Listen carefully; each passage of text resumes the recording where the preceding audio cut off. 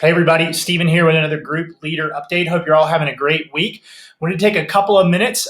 Most of you have started your groups already. I've heard from a few of you who started last week. Shout out to the Woods and Moots. They've already had 2 meetings, so they're off and running with that parenting group, which I hear is going great. Others of us, my first group is meeting tonight. Others of us I've heard from are starting to meet this week. So I wanted to get a resource out to you this week as all the groups are still kind of in those first few weeks. I want to get a resource out to you that'll help set some expectations for the life of your group together. But before I do that, I do want to take 1 minute to celebrate, 1 minute out of this 5-minute video to celebrate what God has done through your faithfulness. I want you to know that we have connected 101 people at New Denver Church into discipleship groups this fall, which is absolutely amazing for a church of our size, that 101 people are not just coming to church on Sunday, but they're actually coming to your homes, to your meeting places throughout the week to talk about what God's doing in their life and open up their hearts, their lives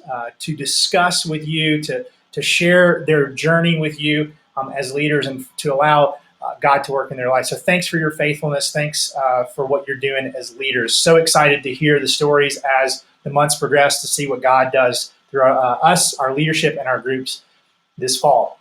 But I wanted today to share a resource with you, and I've included it in this email. It's called the 7 Agreement. And one of the things we want to do when we start a new group is set expectations for the group, because a lot of people haven't been in groups before, and we just want to set the expectation. What are our expectations for people as group members? And so there's 7 simple things. You can choose to just read through this as a group. You can have people sign it if you want to, but it's each one is written as if it were to a person and they are agreeing to these agreements. It says, as a group member, I agree to these 7 things, and it gives an explanation. And the 7 things are: first, in order, prioritize the group. We're all busy. We all have a lot of things going on in our life, but we want to ask people, the members of our group, to prioritize being a group. Everybody is going to miss some groups. Even you as leaders, you may have to cancel a week or reschedule because you're going to be gone or out of town, or a couple in my group has tickets to a show at Red Rocks tonight. I get it. Things happen. We're going to miss some groups, but we want to ask people to prioritize the group and don't just skip because you didn't feel like coming. So prioritize the group. That's the first expectation. Next, be authentic. When people come, we don't want these to be groups that are simply discussing information at a surface level. We want people to begin, as they feel comfortable, to begin opening up their hearts and their lives and actually engaging with whatever study that we're doing and how God is challenging them and maybe calling them to take steps of faith in their own life. So we want people to be authentic in the group. This was a big one. We want people to commit to maintain confidentiality. What happens in discipleship groups stays in discipleship groups. This is absolutely paramount if we're going to build trust. We have to be able to help people to know that when they share something personal or when they have a moment of transparency, that it's not going to get shared outside the group. So please make sure that you encourage people to maintain confidentiality in the group. The next one is we want everyone to commit to respect others. A good group is going to have healthy conflict, healthy disagreement. There are going to be issues of theology, issues of practice. There are going to be things that people don't agree about, hopefully, that will create good discussion. But in those discussions, we always want people to be respectful and to recognize that there are many different ways at looking at things. And you as a group leader will get a chance to mediate and navigate the group through some of those things. But in that, we want people to always be respectful of others.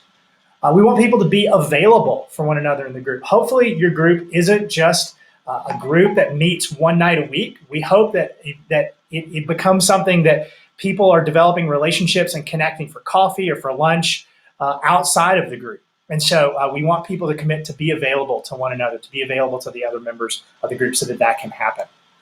Serve others. We want your group to have a sense that their life is not just about themselves and the members of the group. So as opportunity arises, we want you to be praying for and maybe even talk about how you can get involved in the needs of the community around you.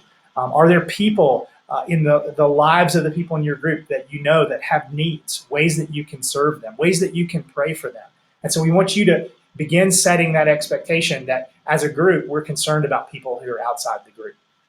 And lastly, We want you to set the expectation up front for group members that the group is to be about including others. Now, our groups form and they're closed for a period of time. Once you fill your group and you have a full group, we don't want you adding people in and out throughout the fall. We don't want people to be coming in and out, because we want there to be a consistent group of people that come together. But we want you to set the expectation that as a church, we want to make space for other people. So when the time is right, you guys may choose to end your group in the fall and start a new group in the spring. You may choose to stay together as a group and do another group through the spring. But at some point in the future, you're going to end your group and you're going to seek to multiply. Maybe challenge someone who's in your group this fall to lead a group next time around, because we want to always be thinking about who's on the outside, who's not experiencing community, how can we help them connect.